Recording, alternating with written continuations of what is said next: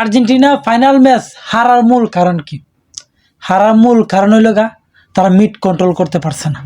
আর বিশেষ জায়গা সবচেয়ে বড় ভুল করছে স্কলানি এই জায়গাতেই, যে প্রথম হাফে যে সময় দেখছি যে আমরা মিড কন্ট্রোল করতে পারছি না, আমরা কি নতুন প্লেয়ারদের উপর ভরসা করতে পারি না? নিকো পাজ, তোমার বার্কো, তিয়াগো আলমাদা, এই তিনটা প্লেয়ার যদি আমরা লামাই দিতাম, ম্যাচটা এমন আছে মোমেন্ট চেঞ্জ হয়ে যেত।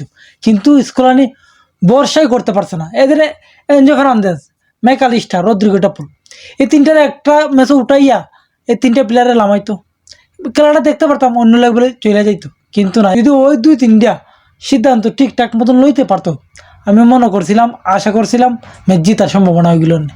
নিকো পাজ, বার্কো, এদের প্রতি তুমি ভরসা করতে না শিখো তাহলে কেমনে চলবো?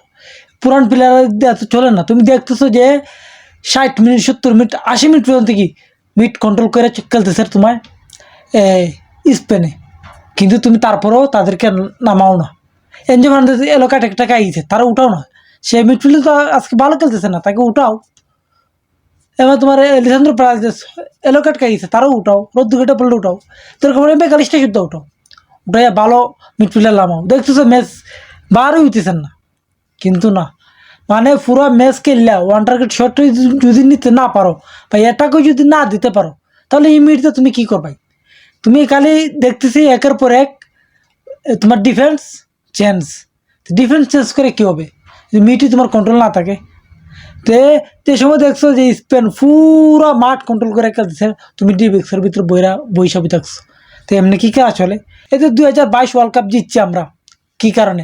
আমরা সৌদি আরবের ম্যাচের সাথে হারের পরে যে কয়েকটা প্লেয়ার চেঞ্জ হয়েছে, সেখানে কে ম্যাকালিস্টার, এনজো ফার্নান্দেজ, দুইটা মিডফিল্ডার যে সময় আইছে মাঠো, এই দুইজনের মিডফিল্ডারের উপরে বর কইরা 2022 ওয়ার্ল্ড কাপ আর্জেন্টিনা জিতা গেছে। কিন্তু এই জিনিসটা 2024 কিন্তু স্কলানি দেখাইতে পারছে না। সাহসী সিদ্ধান্তটা না নেওয়ার কারণে আজকে ওয়ার্ল্ড কাপ থেকে রানার্স আপ হয়ে গেছে।